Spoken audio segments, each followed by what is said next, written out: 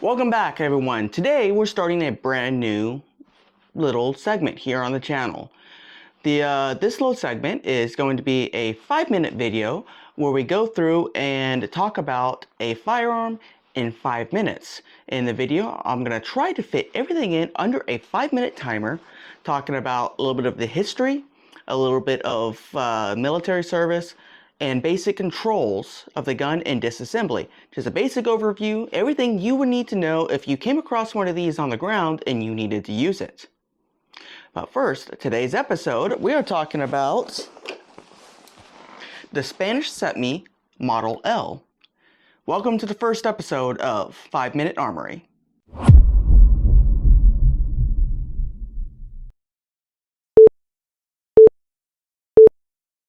The Cetme Model L is a Spanish service rifle adopted in 1987 by the Spanish military and is still in service today. However, it officially ended production in 1991.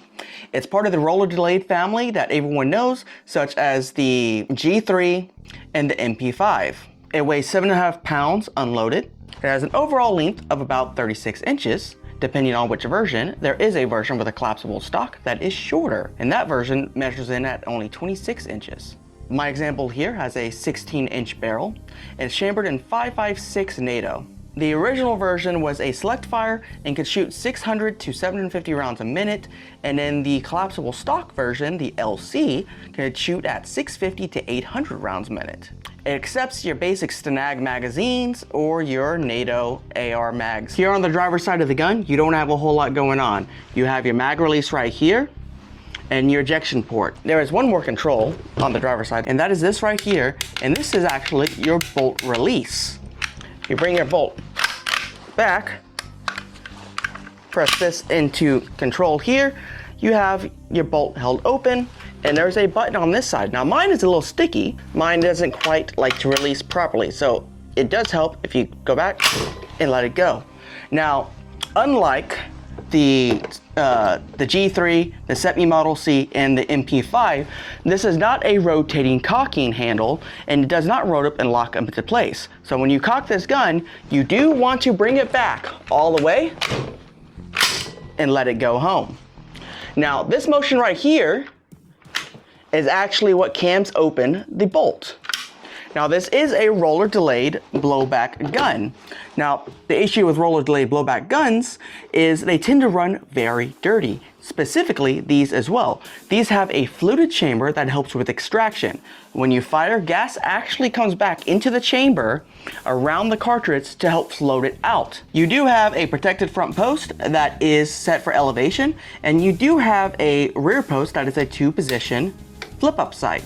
You have a 200-yard battle sight and a 400-yard battle sight, and they are both an aperture sight type setup. On the passenger side of the gun, the only control that we have besides our charging handle is our safety. You got safe and fire, and this position forward normally would have been a full auto position with another notch, but it's also used for disassembly. You do have swing swivels right here in the front and right here in the back.